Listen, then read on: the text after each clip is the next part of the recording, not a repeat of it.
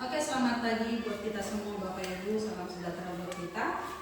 Pada kesempatan ini saya akan membahas atau berbagi pengetahuan sesuai dengan pengalaman kami mengikuti pelatihan PM di minggu yang lalu.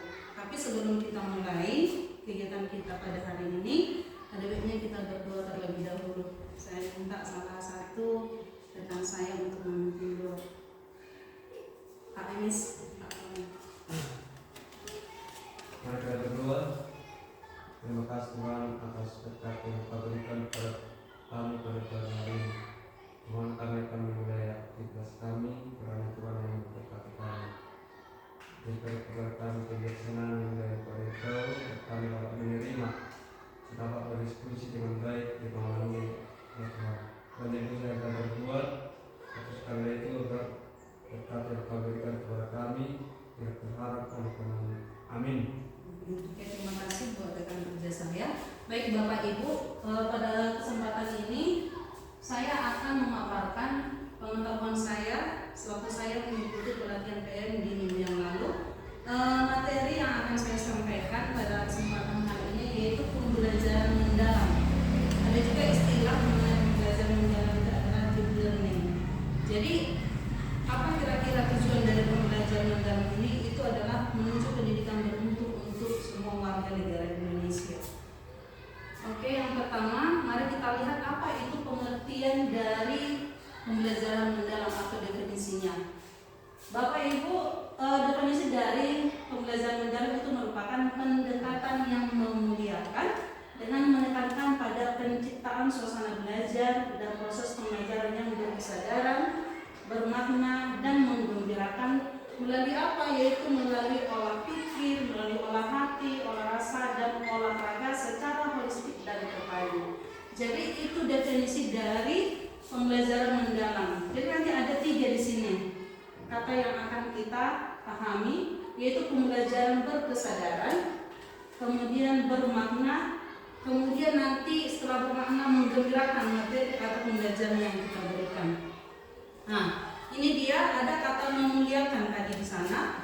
Memuliakan berarti dalam penerapan pembelajaran mendalam atau sering disingkat dengan PM, semua pihak yang terlibat saling menghargai dan menghormati dengan mempertimbangkan potensi, martabat dan nilai-nilai kemanusiaan. Oke, jadi ini tadi ada grafiknya di sini. Pembelajaran mendalam 3 tadi tujuannya itu berkesadaran, bermakna, menggembirakan. Kita menggunakan 4 olah di sini, ada olah pikir, olah hati, olah rasa, olahraga. Itu nanti untuk mewujudkan ada 8 profil lulusan, ya, ada 8 dimensi profil lulusan. Tujuan dari pembelajaran mendalam ini. Mari kita lihat yang pertama, berkesadaran. Apa maksud dari berkesadaran itu? Nah, ini jelas di sini buat Bapak Ibu. Kalau katakan berkesadaran itu adalah pengalaman belajar peserta didik yang diperoleh ketika mereka memiliki kesadaran untuk menjadi pembelajar yang aktif dan mampu meregulasi diri. Jadi si siswa sadar, ya, ada kesadaran diri untuk pentingnya pengetahuan pada dirinya sendiri. Dengan cara apa dia aktif, ya, dan mampu meregulasikan diri, maksudnya mampu dia mengikuti dan melaksanakan pembelajaran tersebut. Itu maksudnya berkesadaran.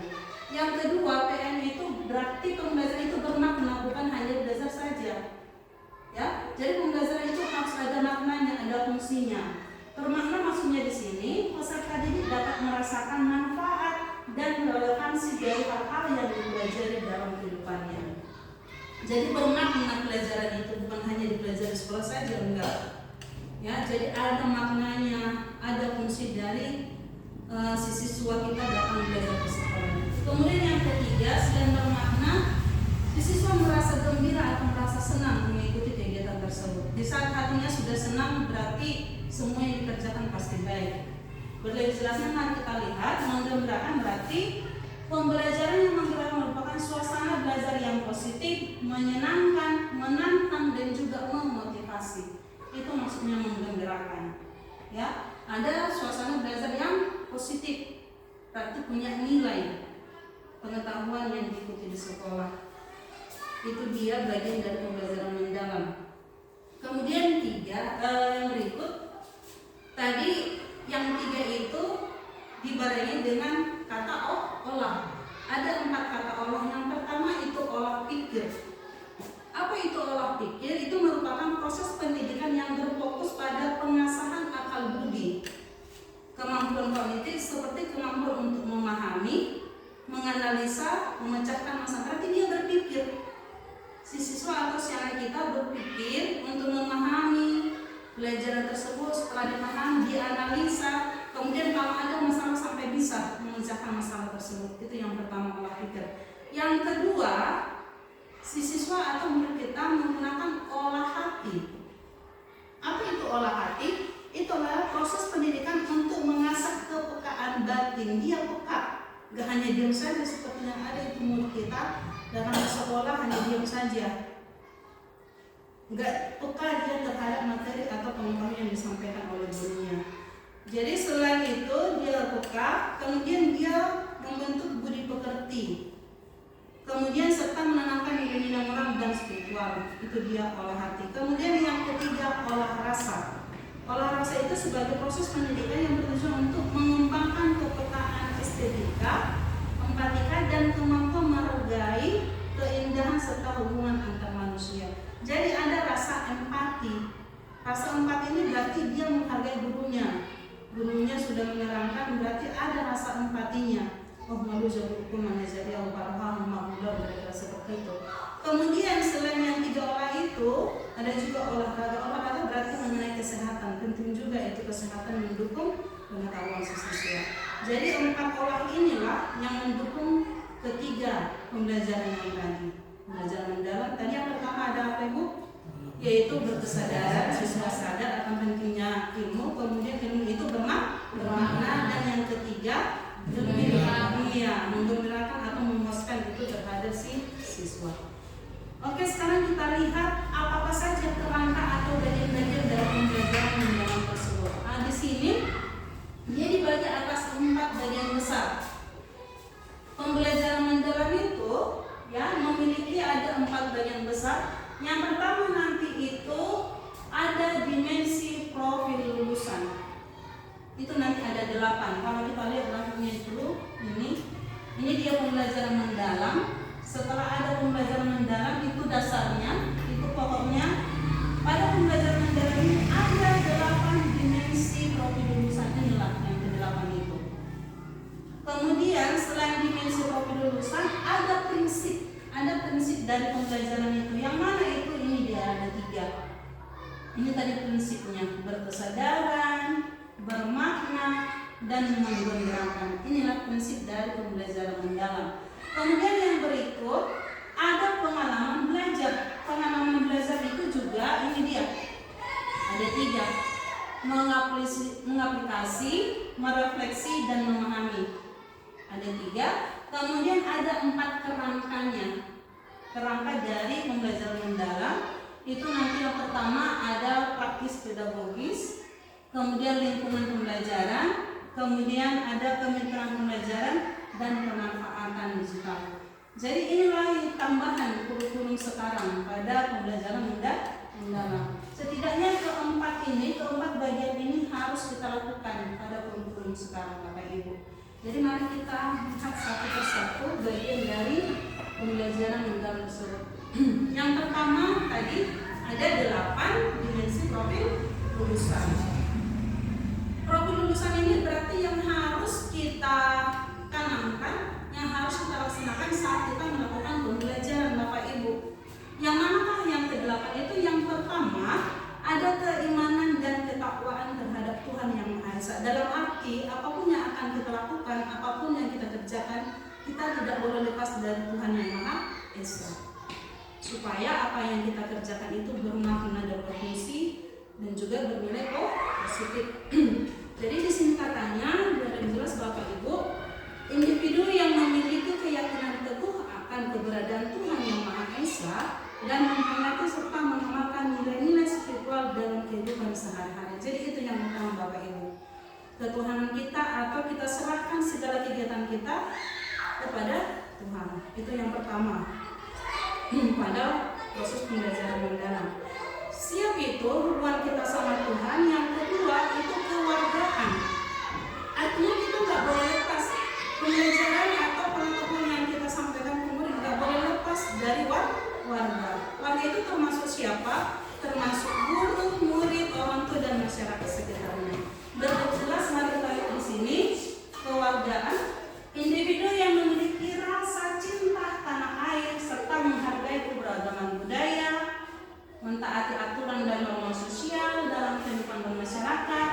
memiliki kepedulian dan tanggung jawab sosial, serta berkomitmen untuk menyelesaikan masalah nyata yang berkaitan dengan berkelanjutan kehidupan, lingkungan, harmoni antar bangsa dalam konteks kebinekaan luar. Artinya kita nggak boleh lepas dari keluarga, dari masyarakat. Maksudnya di sini selain anak kita memiliki ilmu pengetahuan, juga harus bisa menghargai masyarakat, menghargai sosialnya. Itu yang ditanamkan pada proses pembelajaran. Yang pertama, hubungan kita sama Tuhan, kita tidak boleh lepas. Kemudian hubungan juga dengan masyarakat. Yang ketiga, profil dari pembelajaran mendalam ini penalaran kritis.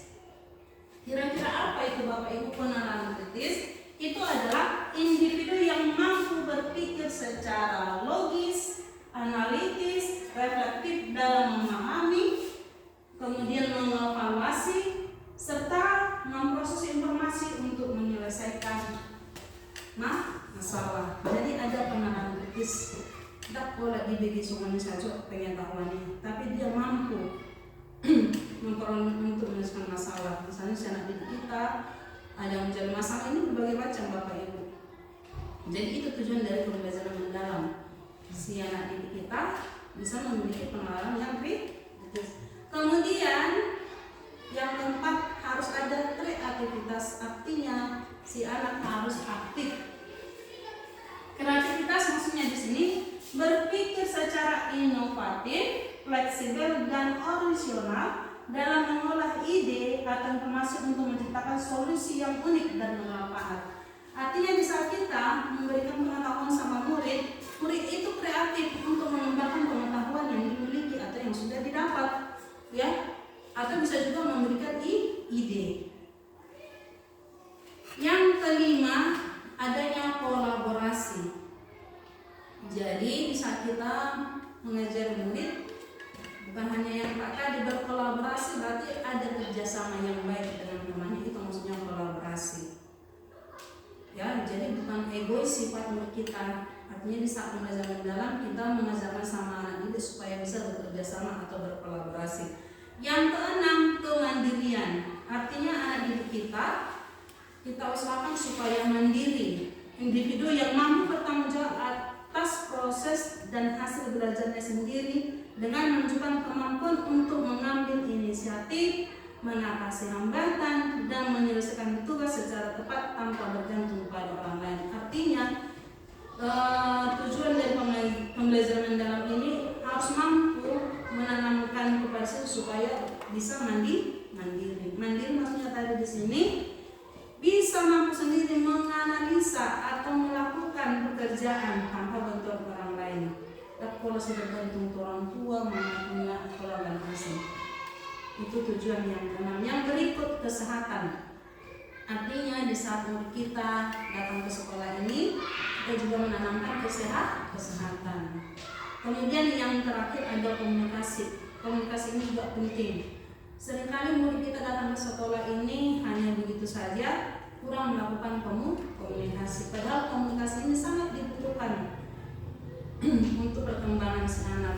Jadi komunikasi maksudnya di sini si anak bisa menyampaikan idenya. Kadang-kala ada itu si anak ada pengetahuannya tapi dia nggak berani mengungkapkan. Jadi kita Bapak Ibu mengajarkan si anak supaya mampu berkomunikasi, mengeluarkan apa yang tertanam di dalam dirinya. Makanya dikatakan di sini menyampaikan ide, gagasan dan informasi yang baik. Itu dia. Jadi ada 8 Bapak Ibu dimensi atau tujuan dari pembelajaran mendalam. Yang pertama tadi hubungan sama Tuhan, artinya kita tidak lepas dari ketuhanan. Kemudian yang kedua kewargaan, ya. Kewargaan berarti hubungan dengan masyarakat. Baru berpikir kritis, artinya mampu mengolah otaknya berpikir. Kemudian aktif, kreativitas. Kemudian kolaborasi, mampu bekerja sama. Kemudian kemandirian, mandiri berarti mampu bertindak sendiri melakukan yang baik. Baru penting juga menanamkan kesehatan. Kemudian kita mengajarkan juga komunikasi biar si anak mampu berkomunikasi, mengeluarkan ide atau gagasan yang ada dalam dirinya. Itulah tadi 8 profil lulusan. Yang berikut prinsipnya tadi ada berapa? Ada 3 alma prinsip nih pembelajaran mendalam. Lakin ikut sadar. Kurang murid sekolah dan menaruh suami dan sadar. Jadi kita harus menangkan kesadarannya. Kesadaran maksudnya di sini mari kita lihat yang pertama, kenyamanan peserta didik dalam belajar. Jadi dapat dulu itu merasa nyaman anak hotel atau psikolog lawan aja. Yang mulut dan nyaman pernah kalian tangan lakukan. Itu yang pertama yang kita tanamkan. Kemudian yang kedua, si anak harus bisa fokus, konsentrasi dan perhatian. Itu ya bagian dari kesadaran. Yang ketiga, kesadaran terhadap proses berpikir. Artinya kita harus menanamkan sama murid harus sadar dia untuk menggunakan pikirannya, harus bisa berpikir gitu Bapak Ibu. Kemudian keterbukaan terhadap perspektif baru. Artinya aku mampu menerima hal-hal baru. Guna pola pengetahuan yang bisa jauhi. Twitternya HP selalu pengetahuan. Jadi si anak sadar mampu menerima pembelajaran yang baru. Mulai bisa gunani. Orang lapar ini sekolah lama mungkin malas lagi. Tapi setelah di sekolah ini bukan hanya seperti itu aja izin. Adanya menambah harus bersalam orang tua kalau permisi. Itu maksudnya menerima pengetahuan yang baru. Kemudian kesadaran itu berarti dia ingin tambah terhadap pengetahuan dan pengalaman baru. Ada kesadaran bahwa mengetahui pengetahuan buat pengalaman yang baru. Itu maksudnya berkesadaran. Kemudian yang berikut prinsip yang kedua bermakna. Bermakna berarti ada melakukannya. Berarti itu dia ya. Apa saja maksudnya bermakna berarti kontekstual dan relevan dengan kehidupan nyata dan landasan kenyataan. Ya, kenyataan ini nanti termasuk keimanan dan kewargaan. Artinya anak didik datang ke sekolah ini tidak lari dari kenyataan. Yang berikut keterkaitan dengan pengalaman sebelumnya. Jadi kita tidak lari juga dari pengalaman sebelumnya. Jadi si anak bisa belajar berpikir, yang lalu soalnya lebih mulai ke soalnya, narai hamil lagi izin jauh lagi soalnya udah lama hamil. Ternyata setelah sekolah bukan hanya itu permisi, bisa dengan menyalam, bisa dengan berangkat orang tua dengan berdua seperti itu. Jadi dia tidak lari dari pengalaman yang sudah lewat. Kemudian yang berikut kebermanfaatan pengalaman belajar untuk diterapkan dalam konteks baru. Ada hal baru, ada pengetahuan baru yang bermakna, itu maksudnya hal positif. Kemudian keterkaitan dengan bidang ilmu lain. Misalnya tadi permisi izin itu sudah termasuk materi PKM dan agama. Artinya ada hubungannya dengan ilmu lain. Kemudian pembelajaran sepanjang hayat. Sepanjang hayat berarti tidak pula sedikit, tidak pulang satu hari. Sepanjang hayat berarti bermakna untuk selamanya pembelajaran itu. Jadi itu prinsip dari pembelajaran yang dalam bermakna. Ada tujuan itu maksudnya. Kemudian yang ketiga prinsipnya harus menggembirakan. Artinya ikhlas Tuhan anak kita memenuhi usaha sekolah Bapak Ibu. Kira-kira bagaimana itu menggembirakan? Berarti lingkungan pembelajaran yang interaktif. Kemudian aktivitas pembelajaran yang menarik. Kemudian menginspirasi si anak, tantangan yang memotivasi, kemudian tercapainya keberhasilan belajar. Itu maksudnya menggembirakan, menginspirasi, tidak lagi memotivasi semangatnya. Kemudian si anak merasa tertarik dengan pembelajaran yang kita berikan. Jadi itu dia tadi 3 prinsip dari pembelajaran mendalam. Sekarang kita lihat yang berikut, pengalamannya. Pengalamannya berarti 6 bulan hodo dan yang sudah mengenal. Ya, itu ada 3. Yang pertama, si anak datang ke sekolah ini untuk belajar. Belajar ini banyak, ada pembelajaran sosial, ada pembelajaran ilmu pengetahuan. Jadi ada 3 pengalamannya. Yang pertama si anak harus memahami, itu yang kita usahakan Bapak Ibu. Harus memahami. Setelah dia memahami, dia harus bisa mengaplikasi. Mengaplikasi berarti dia melakukan apa yang sudah dia terima atau pengetahuan apa yang sudah dia dapat. Kemudian yang ketiga merefleksikan macam introspeksi diri, itu maksudnya merefleksikan Bapak Ibu. Jadi untuk memahami nanti ada 3 yang harus kita butuhkan untuk memahami. Yang pertama harus ada pengetahuan esensial, harus ada pengetahuan aplikatif, dan harus ada pengetahuan nilai dan karakter. Itu yang mendukung supaya si anak bisa memahami. Kemudian supaya bisa mengaplikasi itu harus mendalami pengetahuan, kalau betul-betul dipahami, didalami pengetahuan lain. Kalau nggak bisa nggak dipahami, nggak betul-betul didalami pengetahuannya, ya kayak mana dia melakukan itu, maksudnya Bapak Ibu. Kemudian yang ketiga tadi merefleksi berarti regulasi diri. Biar lebih jelasnya mari kita lihat Bapak Ibu ini dia memahami. Memahami berarti tahap awal peserta didik untuk aktif mengkonstruksi pengetahuan agar dapat memahami secara mendalam konsepnya atau materinya dari berbagai sumber dan konteks. Sumber pengetahuan itu banyak Bapak Ibu, bukan hanya dari kita, bisa dari buku, media gambar, atau bisa juga dari video atau yang lain. Pokoknya kita usahakan pengetahuan itu sampai dipahami oleh si anak itu dia. Pengetahuan pada fase ini terdiri dari pengetahuan esensial ini tadi, pengetahuan aplikatif dan pengetahuan nilai dan karakter. Kemudian mengaplikasi, apa arti mengaplikasi? Berarti pengalaman belajar yang menunjukkan aktivitas peserta didik mengaplikasi pengetahuan dalam kehidupan secara konseptual. Pengetahuan yang diproses melalui pendalaman pengetahuan menjadi didalami materi ini. Berarti cara pendalaman berarti saya diulang belajar dengan kalian Bapak Ibu. Kemudian merefleksi berarti proses di mana peserta didik mengevaluasi dan memaknai proses serta hasil dari tindakan atau praktik nyata yang telah mereka lakukan. Besok mesti diulang. Nah diulang memang dipahami kan? Diulang.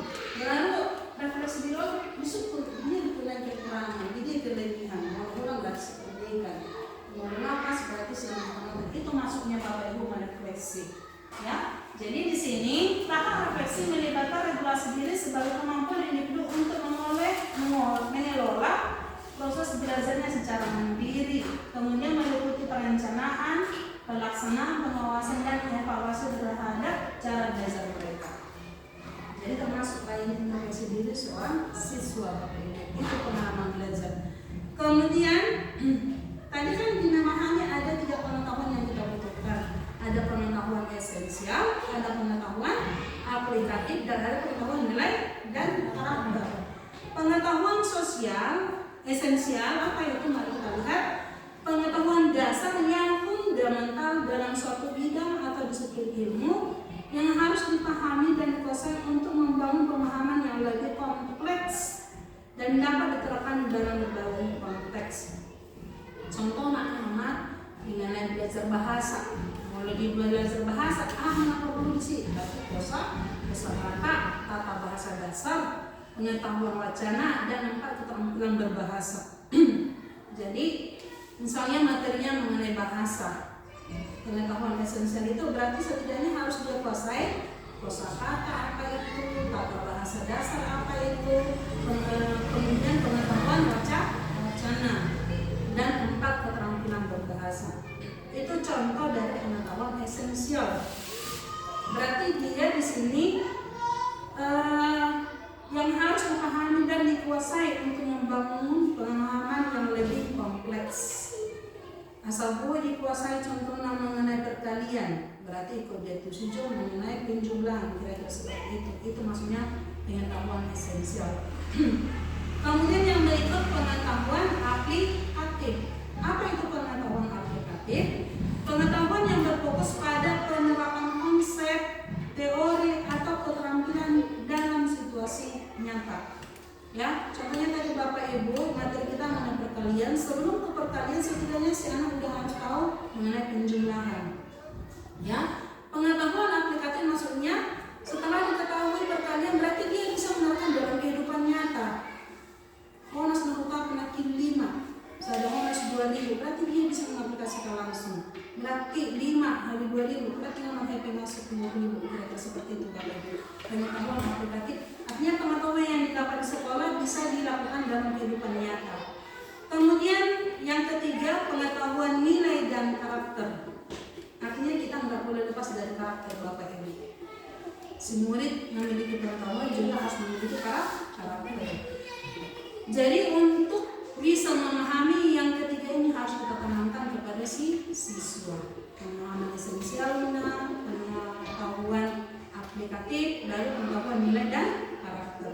Pengetahuan karakter maksudnya di sini pengetahuan yang berkaitan dengan pemahaman tentang nilai-nilai moral, etika, budaya, dan kemanusiaan yang berperan penting dalam membentuk kepribadian, sikap, dan perilaku seseorang. Jadi tanpa adanya yang tiga ini, pengetahuan yang tiga ini susah si anak untuk memahami. Jadi itu tugas kita Bapak Ibu, menanamkan ketiga pengetahuan ini supaya bisa si siswa memahami. Siap tadi memahami berarti dia bisa mengaplikasikan, nanti melaksanakan langsung, kemudian merefleksi Bapak Ibu. Mengaplikasi, kira-kira bagaimana mengaplikasi? Mari kita lihat di sini, memperluas dan mengembangkan pemahaman terhadap konsep. Itu tadi yang saya bilang, mengaplikasi berarti melakukan materi pengetahuan yang sudah dapat sekolah, bisa dilakukan yang tadi mana saja, itu mengaplikasi. Kemudian merefleksi tadi, mari kita lihat kira-kira bagaimana merefleksi. Individu yang mampu mengendalikan pikiran, emosi, dan perilaku dalam mencapai tujuan tertentu. Dalam konteks pendidikan, populasi diri sangat penting bagi peserta didik untuk mengelola proses belajar mereka secara mandiri dan efektif. Kira-kira bagaimana sifat atau karakter dari merefleksi ini? Yang pertama, memotivasi diri sendiri. Artinya kenapa memotivasi diri sendiri? Ya, supaya mampu untuk belajar terus. Kemudian refleksi terhadap pencapaian tujuan pembelajaran, evaluasi diri, evaluasi diri. Apa namanya menarik kalau ada dari luar lebih foto. Kira-kira artinya si murid sadar di rumah, nanti di sekolah orang dari luar lebih. Berarti ada kesadaran diri, ada evaluasi diri. Berarti saya harus belajar melalui setidaknya harus bisa sampai ke kalian 9. Kira-kira seperti itulah Bapak Ibu arti dari refleksi. Ada kesadaran diri, introspeksi diri. Oke, sekarang kita masuk ke kerangka pembelajaran. Kerangka pembelajaran tadi ada 4 Bapak Ibu. Yang pertama, praktik pedagogis. Yang kedua, kemitraan pembelajaran. Yang ketiga, kita tidak boleh lari dari lingkungan pembelajaran. Yang keempat, kalau di pembelajaran mendalam sekarang harus diusahakan untuk pemanfaatan digital Bapak Ibu.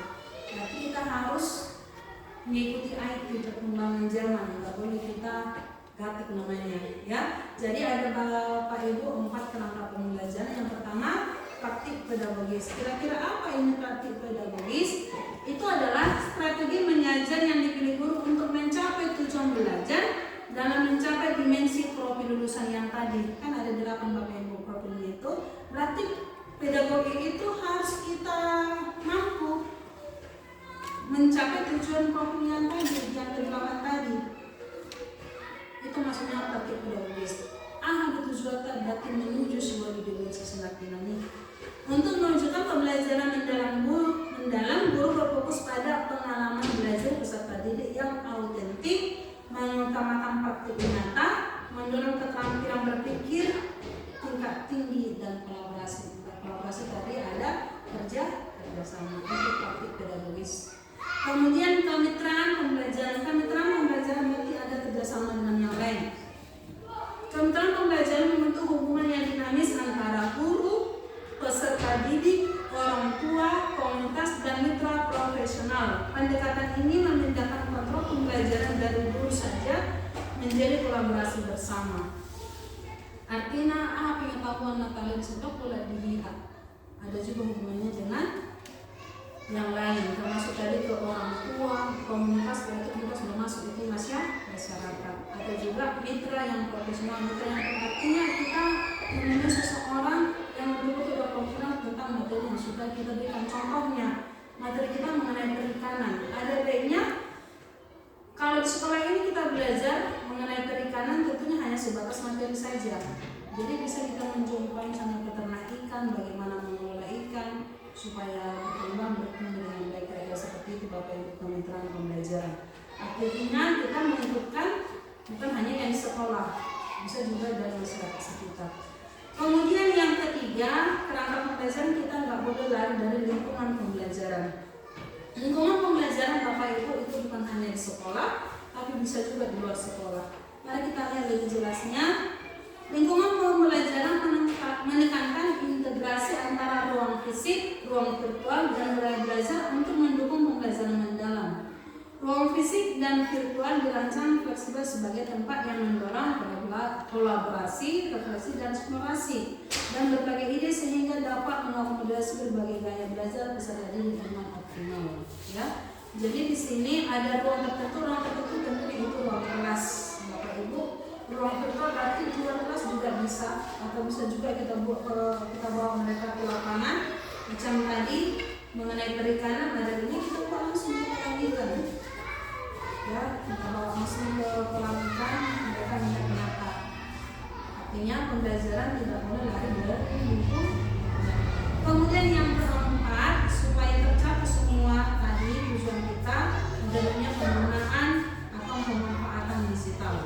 Pemanfaatan teknologi digital juga memegang peran penting sebagai pola katalisator untuk menciptakan pembelajaran yang lebih interaktif, kolaboratif, dan kontekstual. Jadi kayak Bapak Ibu macam hari itu di Tarutung, kami disarankan kalau bisa tiap program belajar harus menunjukkan video. Itu yang diharapkan hasil kami minggu kemarin, atau kami mengikuti pembelajaran daring. Usahakan setiap pembelajaran harus menggunakan video biar sana itu lebih cepat mengerti. Itu maksudnya Bapak Ibu. Yang keempat, kerangka pembelajaran. Jadi itu tadi mengenai pembelajaran mendalam, ada 4 bagian besarnya. Dimensi profil lulusan itu tadi ada 8. Kemudian ada prinsipnya tadi ada 3. Baru pengalaman belajar juga ada 3. Kerangka pembelajaran ada 4. Jadi ini yang diterapkan pada kurikulum sekarang. Ini tambahan yaitu pembelajaran mendalam harus mampu kita menerapkan perkembangan ini dari bagian-bagian. Oke, sampai di sini Bapak Ibu jelas atau ada pertanyaan? Jelas. Kita harus sudah jelas, mari kita lanjut. Bagaimana melaksanakan ini, PM ini, pembelajaran mendalam ini?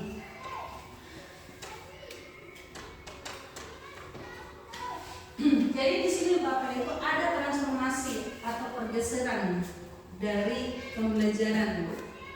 Yang pertama, jadi di sini sebetulnya dia berbalik Bapak Ibu. Yang pertama itu dari pemerintah pusat, berarti itu kurikulum Bapak Ibu.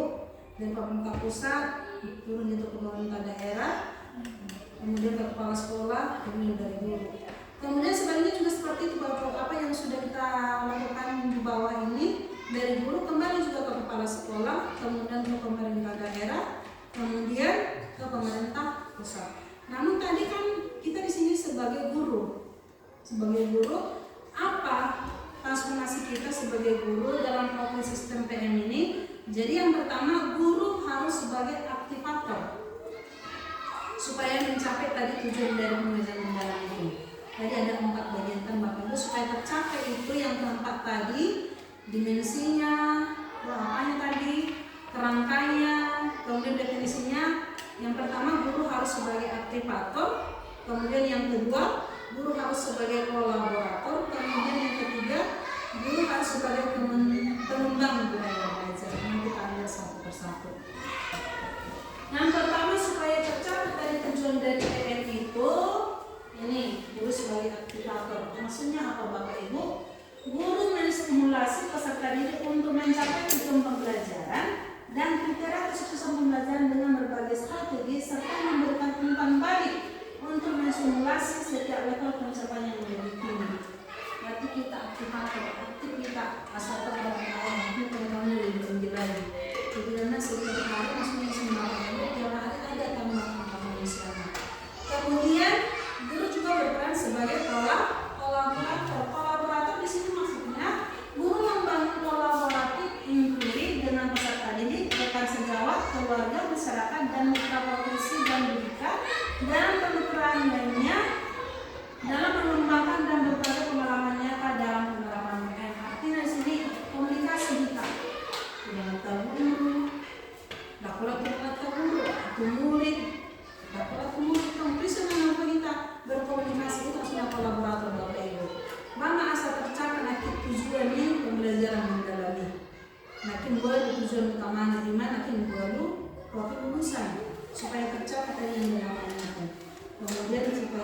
belajar keterampilan tadi. Jadi kita harus melakukan kerjasama dengan peserta didik, rekan sejawat, keluarga, masyarakat atau mitra yang lain yang bisa mendukung pengembangan PM ini Bapak Ibu. Kemudian yang ketiga, guru harus mengembang budaya belajar. Maksudnya di sini guru memberikan kepercayaan dan peluang mengambil resiko kepada peserta didik untuk mengembangkan kreativitas dan berinovasi dan melibatkan peserta didik dalam mengembangkan pengalaman belajar serta menciptakan lingkungan belajar yang mendukung PM. Jadi tanda kepercayaan tidak dana. Menakulan atau kakong pada kepercayaan ini maksudnya mengembangkan kreativitas seorang siswa. Kita percaya misalnya kita serahkan suatu tugas, kita percaya selain kita percaya setidaknya kita juga mendukung dan memotivasi. Itu maksudnya Bapak Ibu guru pengembang budaya belajar. Ini tadi elemen ekosistem pembelajaran mendalam itu tadi dari pusat kemarin dari pemerintah pusat turun ke pemerintah daerah, baru turun ke satuan pendidikan.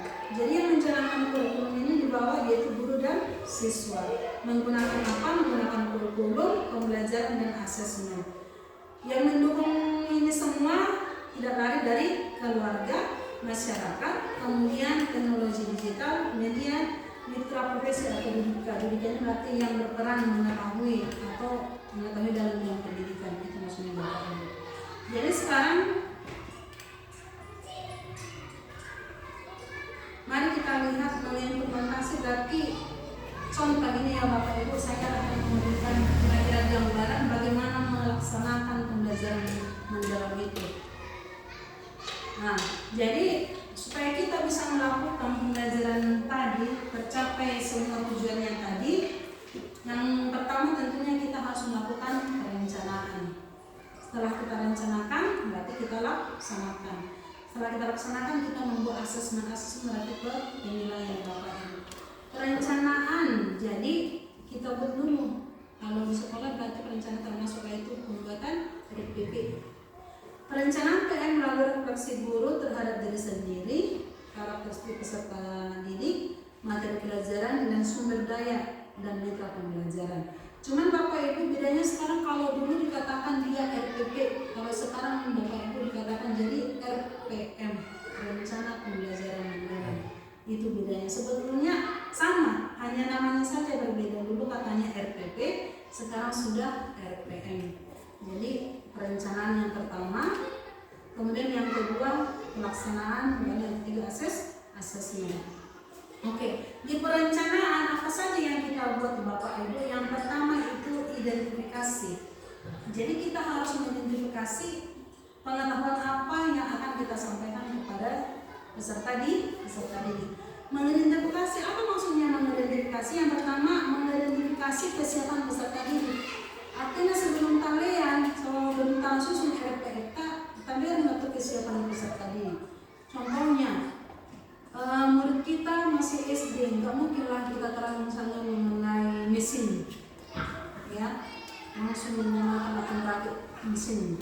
Jadi harus kita lihat kesiapan peserta didik, di mana dia mampu, itu dia Bapak Ibu. Artinya kita nggak boleh lari dari silabus, itu namanya Bapak. Kita lihat silabus, kemudian dari silabus itu kita cocokkan ke peserta didik. Apakah mungkin kasih peserta didik untuk melakukan pengetahuan ini seperti itu Bapak Ibu. Kemudian yang berikut memahami karakteristik materi pelajaran. Artinya kalian baca materi pelajarannya cocok dia di materi SD, materi namanya materi kira-kira seperti itu Bapak Ibu. Kemudian menentukan dimensi profil lulusan. Itu tadi kan ada 8. Jadi gak harus semua yang kenal. Jadi kita pilih misalnya materi mengenai pertumbuhan makhluk hidup. Jadi berarti total seluruh dimensi itu maksudnya Bapak Ibu. Ya, artinya kita nggak boleh lari dari ke-8 tadi dimensi pembelajaran tersebut. Itulah langkah untuk perencanaan pembelajaran. Yang pertama harus kita identifikasi dulu. Kemudian kita mendesain pembelajaran. Baru desain, baru model dan nota pembelajaran itu. Mendesain berarti yang pertama menentukan capaian pembelajaran. Ya. Artinya ada capaian, kalian dan materi ada tujuan, ada capaian itu mencapai mana kira-kira seperti itu Bapak Ibu. Kemudian menentukan topik pembelajaran yang kontekstual dan Jadi kita lihat topiknya kita tentukan dulu topiknya. Kemudian yang ketiga, mengintegrasikan lintas disiplin ilmu yang relevan dengan topik. Kemudian menentukan tujuan pembelajaran, menentukan kerangka pembelajaran. Ya, kerangka pembelajaran tadi ada 4. Kita nggak boleh lari dari yang keempat itu, yaitu ada praktik pedagogis tadi, kerangka pembelajaran, lingkungan pembelajaran, dan pemanfaatan. Makanya Bapak Ibu ini yang keempat ini katanya harus kita lakukan, kita usahakan dilakukan keempat tersebut. Siap itu masuklah ke pengalaman belajar, baru pengalaman dan belajar.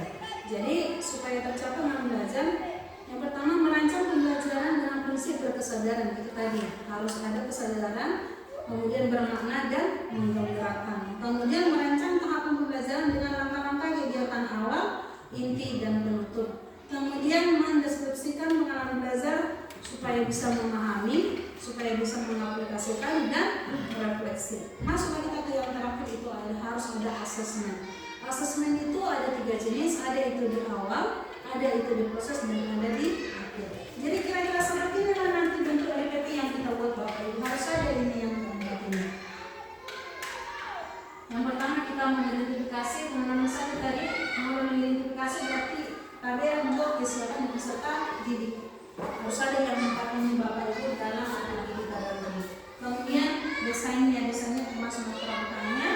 Kemudian pengalaman belajar tadi sudah jelas kita bahas di awal, yaitu apa itu pengalaman belajar tadi harus berkesadaran, bermakna dan menggembirakan.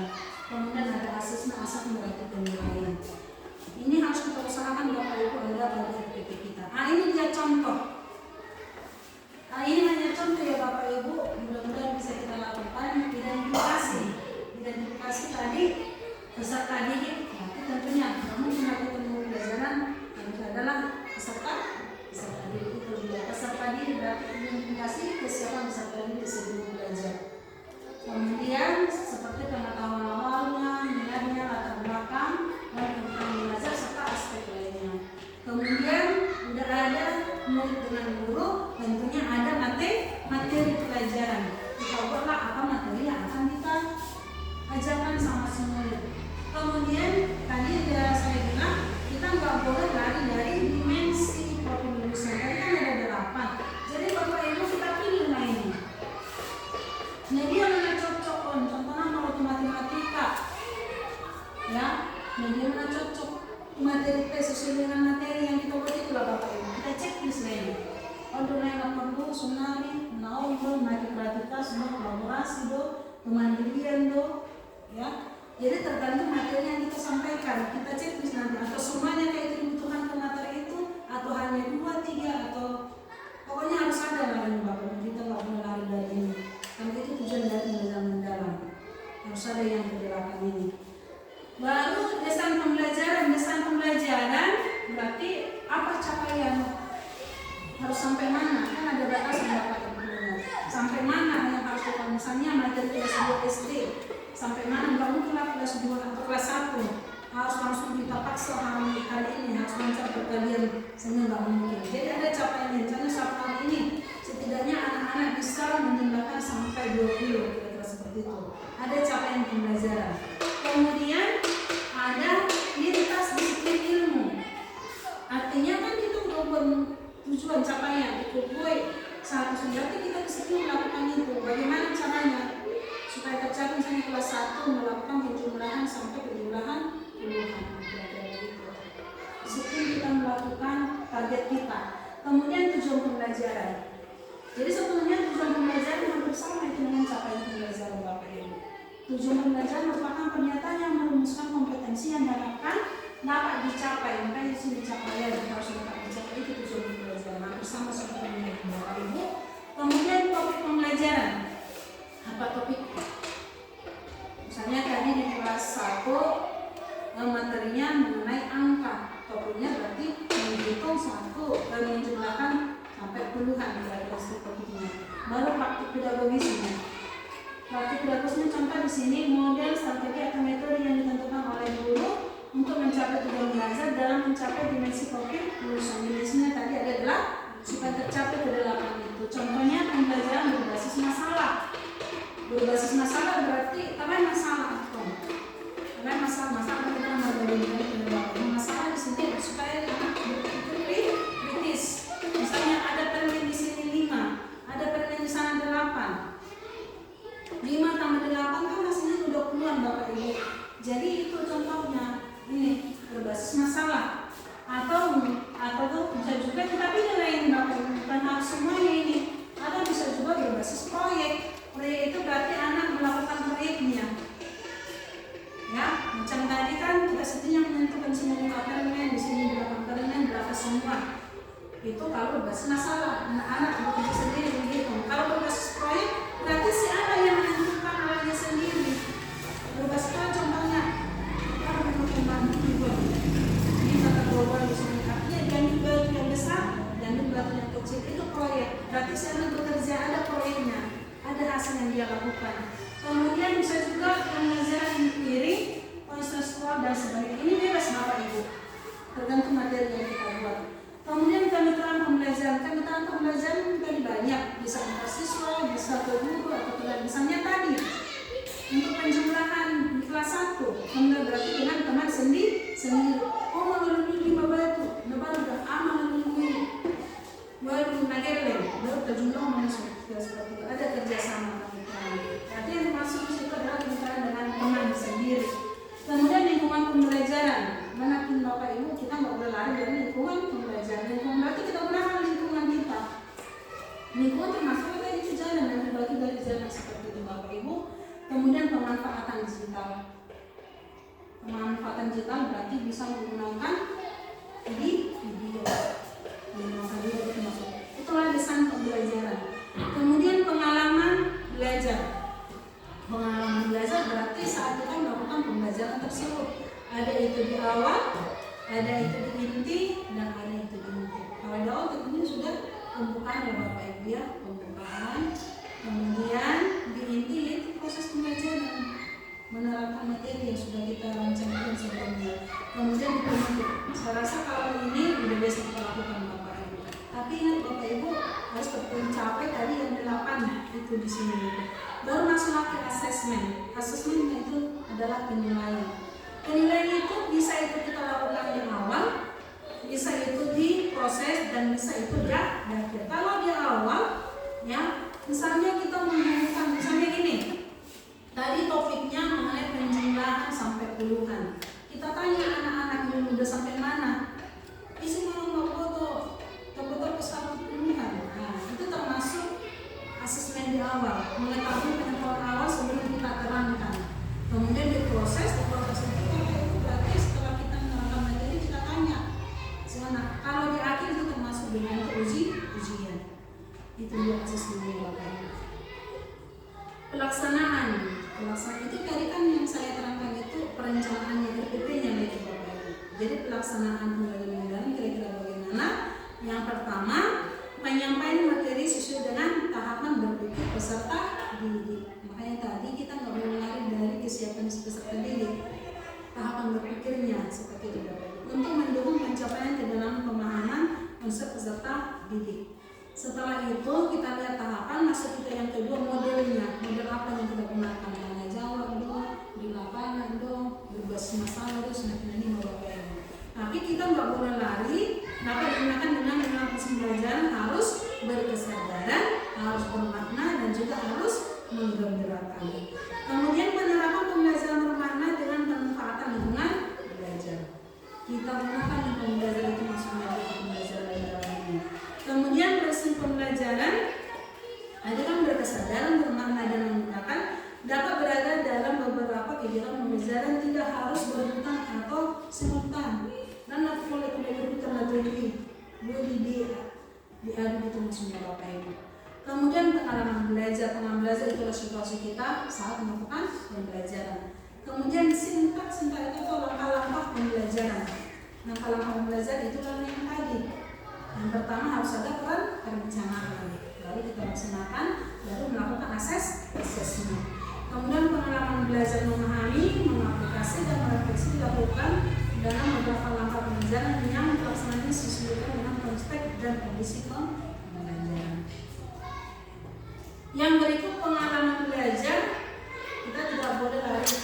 dari keempat olah tadi, melalui olah pikir, olah hati, olah rasa, dan kata tadi yang kita bahas Bapak Ibu yang tempat itu adalah pengembangan diri yang holistik dan integratif yang mencakup aspek intelektual, sosial, emosional, spiritual, dan fisik, sehingga pembelajaran menghasilkan pribadi yang memiliki kompetensi yang utuh dan seimbang secara fitrahnya.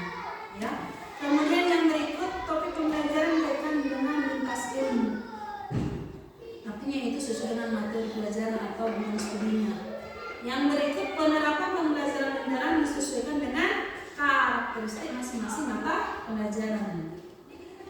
Kemudian kita mulai dari kemitraan. Kemitraan berarti kerjasama. Bisa tadi antar murid, bisa tadi murid dengan guru, bisa juga kalau penting kita membutuhkan masyarakat, kita kerjasama dengan masyarakat. Kemudian lingkungan pembelajaran, baru pemanfaatan digital, baru menggunakan atau melakukan asesmen. Kita nggak boleh lupa melakukan asesmen ini Bapak Ibu. Tadi ada di awal. Dan kalau di awal itu sering disingkat dengan as, ada for, ini ada for, kemudian ada ini of ya Bapak Ibu. Yang pertama ini of learning, ada for learning, kemudian ada as learning. Itu tadi di awal, di proses dan di akhir. Oke, contoh pelaksanaan PM pada mata pelajaran. Mulu di pelajaran agama, misalnya bidang studi agama Bapak Ibu. Pembelajaran agama yang berfokus pada pengembangan spiritual, karakter, akhlak, dan akhlak melalui penanaman keyakinan dalam nilai agama serta penerapan dalam kehidupan sehari-hari. Jadi manusia antara di sebuah profil ini nanti Bapak Ibu, dia menapas belajar apa agama, dan dia menentang sebuah mereka berbebas bersuri dengan tiga. Yang mana itu Bapak Ibu? Menurut Bapak Ibu, lalu pelajaran agama di antara yang 8 topik tadi. Tadi ini dia Bapak Ibu ada 8 ya, ada keimanan tadi, keimanan, kreativitas, komunikasi, kemandirian, kolaborasi, pengabdian, kesehatan, kedokteran. Kalau di pelajaran agama kira-kira mana lah yang pasti Bapak Ibu? Iya, udah pasti keimanan. Ada misalnya yang lain di antara yang di belakang ini? Di antara yang ini bisa juga keluarga. Berarti ada checklist Bapak Ibu, keluarga, kemitraan seperti itu. Bisa semua, bisa juga kita pilih di antara yang ini. Kalau di pelajaran agama, kalau di pelajaran pendidikan Pancasila, dia udah pasti keluargaan. Kalau di pelajaran matematika, Bapak Ibu, mana bisa kita minta checklist yang wajib?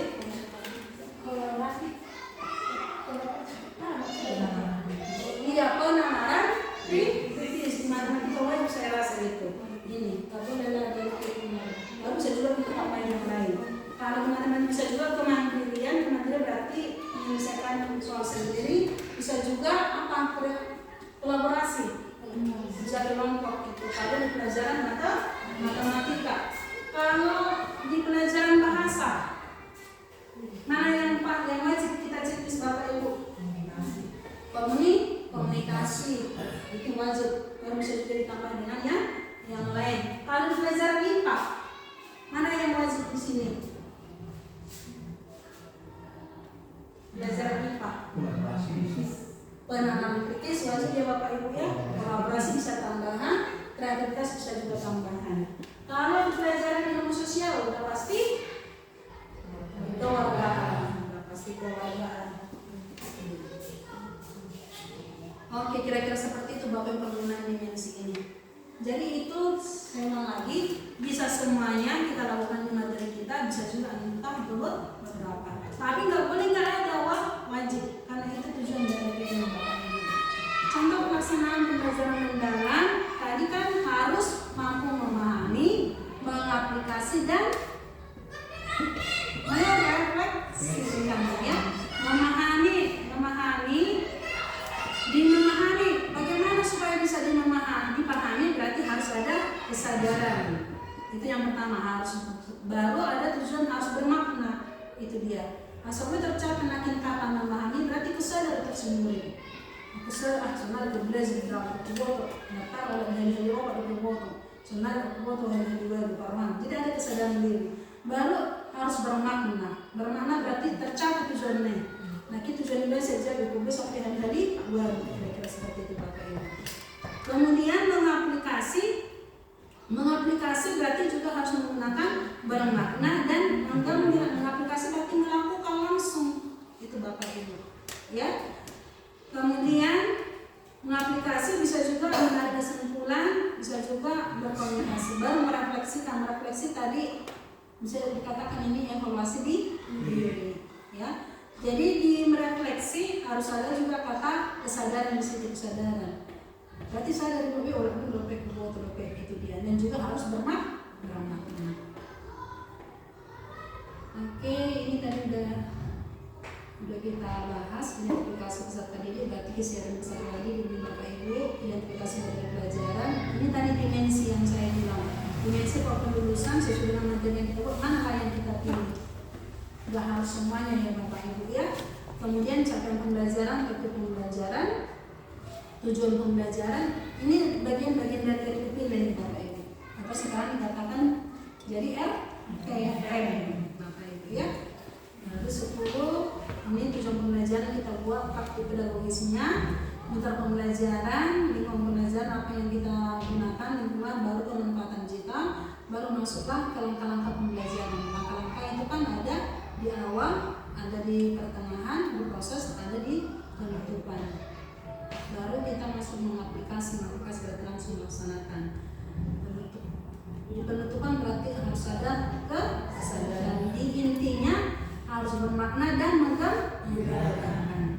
Baru itulah asesmen. Asesmen berarti penilaian Bapak Ibu. Penilaian ini contohnya kalau penilaian pada awal kuis singkat, pengetahuan awal tentang ekosistem dan hubungannya dengan aktivitas manusia. Contohnya nanti menulis model jada.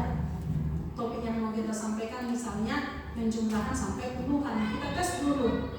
Kira-kira berapa atau masih hanya sampai 1 tambah 5. Kalau udah sampai di bawah puluhan ya bisa. Jadi kita tes awal gitu. Jadi kita lihat mau 1 hari yang mau butuh 2 udah mulai.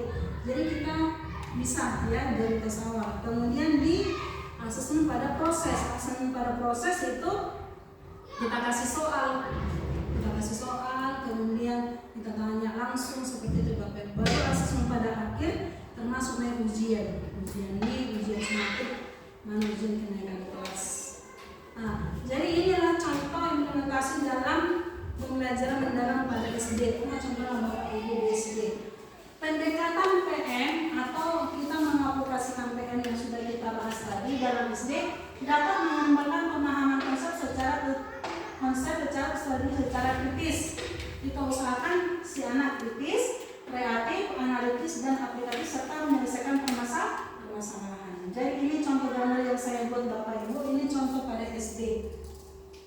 Jadi pemanfaatan media belajar bisa juga tadi menggunakan video. Kita terangkan terlebih dahulu, baru kita kasih penugasan didampingi. Kemudian siap didampingi, kita suruh mereka secara mandiri mengerjakan tanpa kita dampingi atau mereka berkolaborasi. Kolaborasi berarti bekerja sama sampai akhirnya mereka bisa mempresentasikan ke depan. Ya, kemudian supaya tercapai tadi kata bermakna itu Bapak Ibu, ini dia memahami. Memahami berarti sampai di sini udah bisa kata memahami Bapak Ibu. Ini tadi kita menerangkan materi sesuai dengan langkah-langkah itu. Kemudian kita buat penugasan. Jadi di sini mereka kita anggap sudah memahami Bapak Ibu. Memahami, setelah tadi memahami harus bermanfaat. Bermanfaat berarti kita contoh, kita ajar mereka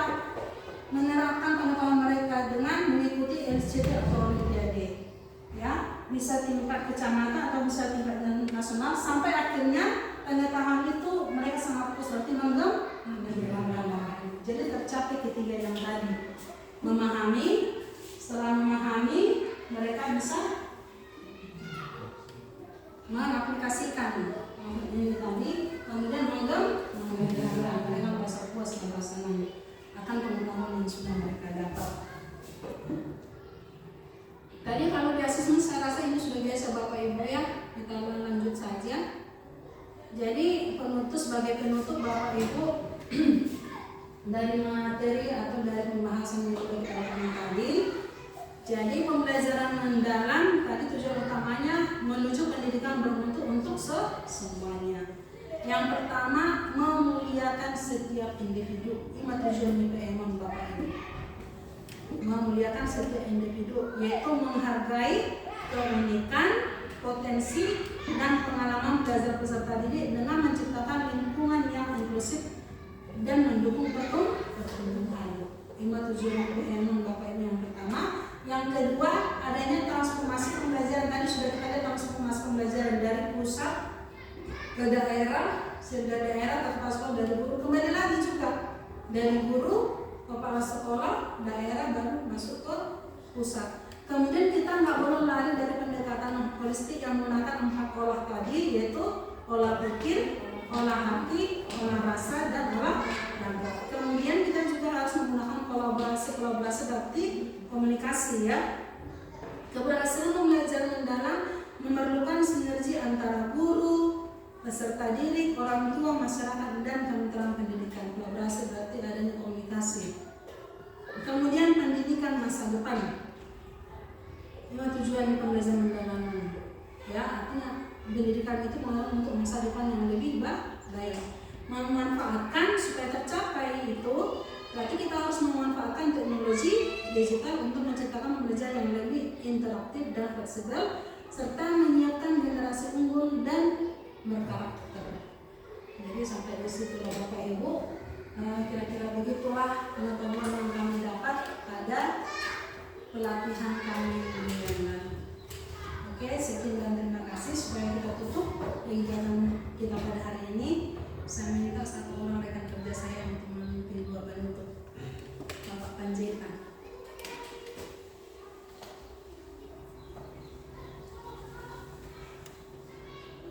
Bersitu aja Pak. Oke, Ibu Tanggungan.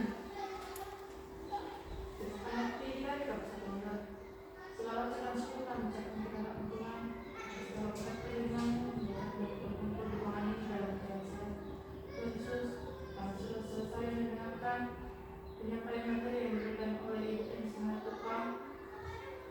Risma Tupang yang memperkirakan berikan kebijaksanaan kepada kami masing-masing agar kiranya materi yang disampaikan oleh Ibu dapat kami